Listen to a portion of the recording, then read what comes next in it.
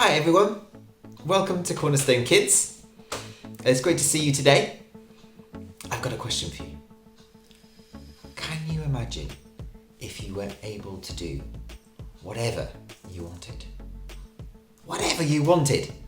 I wonder what you'd be doing right now. Maybe you would be playing in the sand at the beach, or swimming in a hot pool where the chlorine doesn't sting your eyes and all the floats are out, or eating a cookie the size of your face, or going on a wild African trek, maybe even travelling on the Hogwarts Express. What would you be doing right now if you could do anything at all? But imagine this. What if everyone else also was able to do whatever they wanted? What if the police didn't come into work? Or everyone at Severn Trent went on holiday at once, so there was no running water? It would be chaos, wouldn't it, if everyone could do whatever they wanted? Do you think that would be a good place to live? If everyone could just do whatever they wanted? I don't think so. Some people would be mean and horrible to us, wouldn't they? It's a good job that we've got people who are in charge to bring order to the chaos. But can you imagine if those who were in charge did whatever they wanted? What if they were in charge of whole countries? Oh dear. That really would be bad news, wouldn't it? But of course, some of them do. At the beginning of Psalm 2, there are rulers, kings, people in charge who want to do whatever they want to do. They don't want God to be in charge. They want to be in charge themselves. Now, can't we be a little bit like that too? They felt like the laws God had made were like chains, binding them, restricting them from what they thought was good and fun. They wanted to be free of God. They tried to get rid of God. Do you think that's a good idea? The Psalm says, "The one in heaven laughs at them."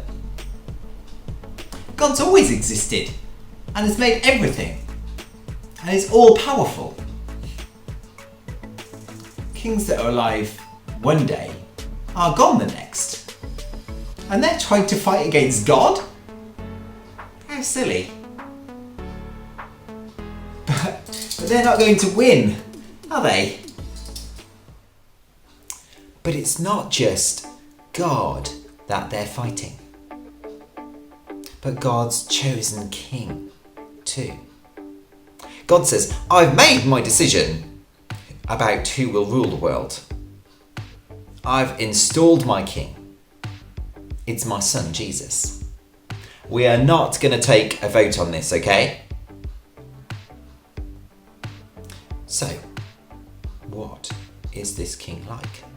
If I described a TV character using only words, you might be able to guess who it is. Shall we have a go? Ready? No peeking.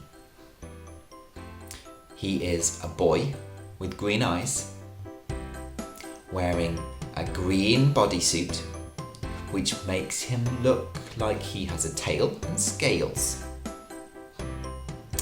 He has elbow and knee pads for protection.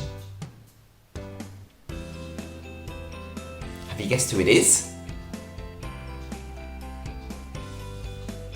Yes, it's Gecko from PJ Masks. Well done. But here's the point of that game. We can't describe God in the same way that we can describe a human being or a TV character. What words would you use to describe God? Because we can't say about what kind of face he's got or what colour hair he's got, what 3 words would you use to describe God? But as we have Psalm 2 read to us in a moment, have a look for the description of God and God's King specifically. Have a look at how Jesus is described in Psalm 2. Oh, hi. I don't know if we've met. I'm David. You might have heard of me. Songwriter, musician, King of Israel. You might think that being king means I can do whatever I want, but actually, at times it can be quite hard. Because of that, I've needed to learn to be really reliant on God and trust what he has to say in his word, the Bible. That's what this song's about. Let me read you another song. It's about a time when everyone around me was against me. Despite all of that, I could still trust and hope in God.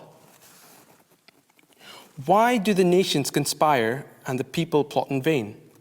The kings of the earth rise up, and the rulers band together against the Lord and against his anointed, saying, "Let us break their chains and throw off their shackles." The one enthroned in heaven laughs.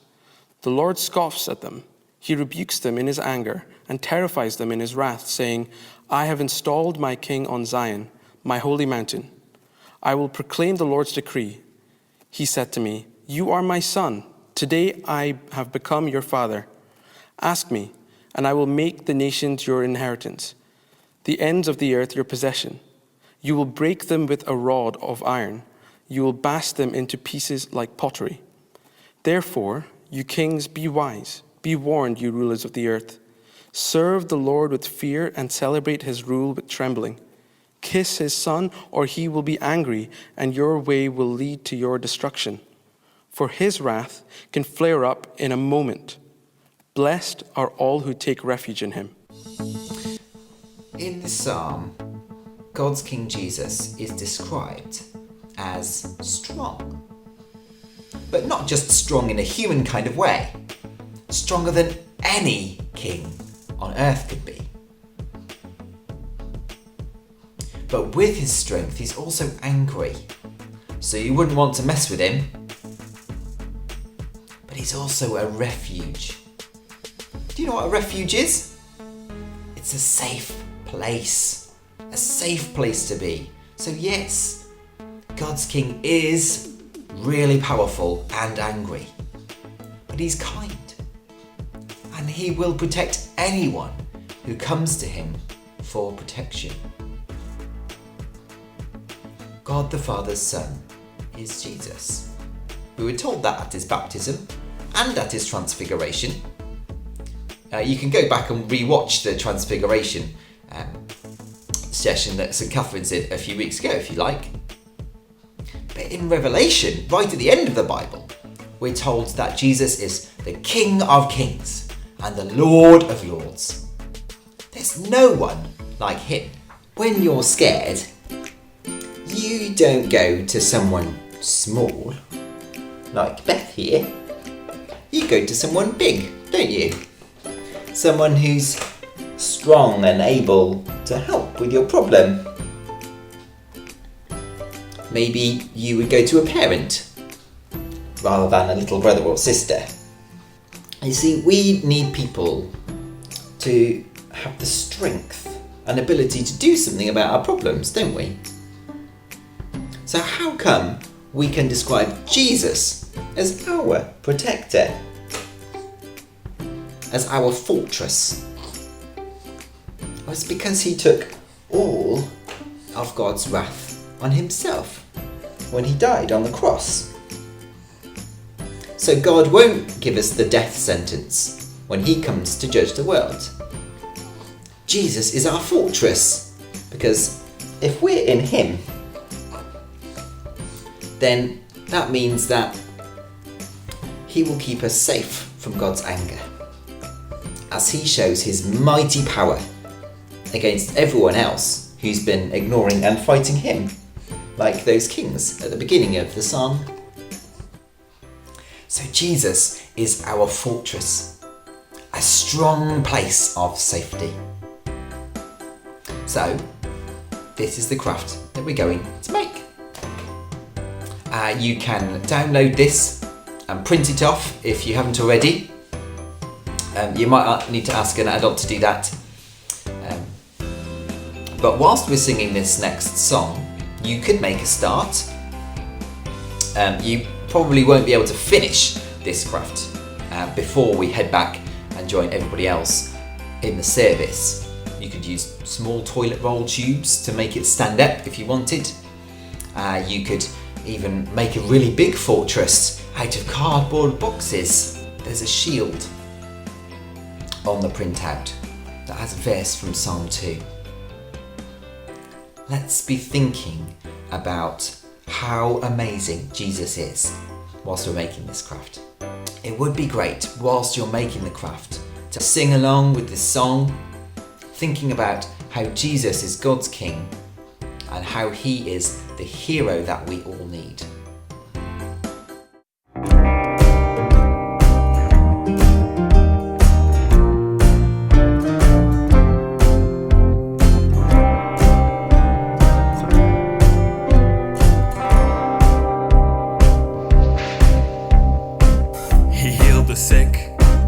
He calmed the storm, he saw 5,000, he fed them all. He raised the dead, he cured the blind, drove out the legion, restored a mind.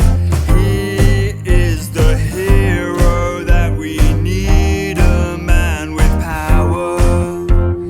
He's the Son of God, you know his name.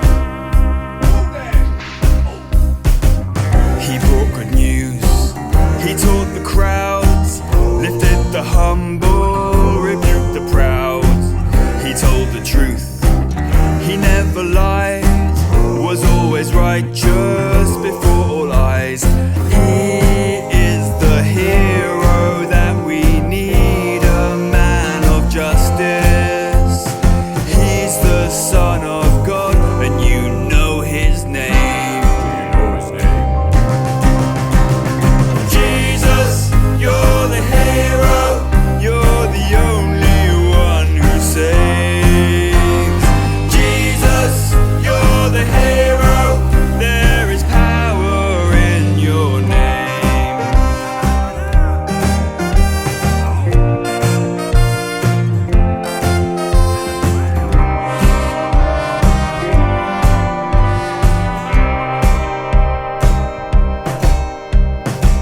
They saw his life, they heard him speak, they saw the signs but would not believe.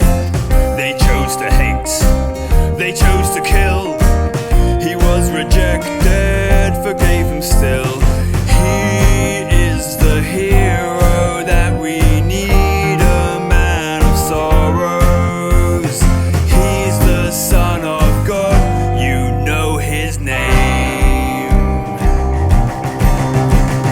Jesus, you're the hero, you're the only one who saves.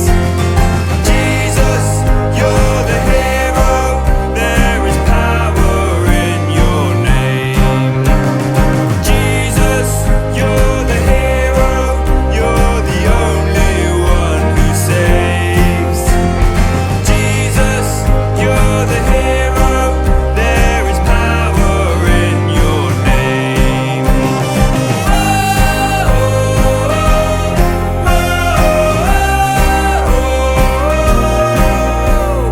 When Jesus came to town, they will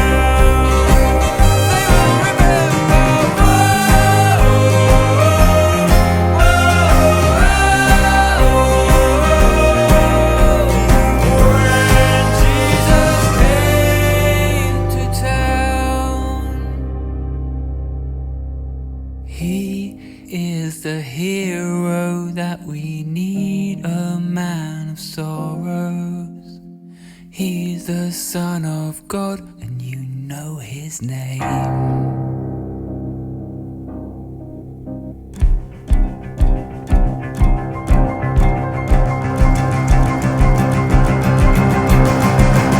Jesus, you're the hero, you're the only one who saves.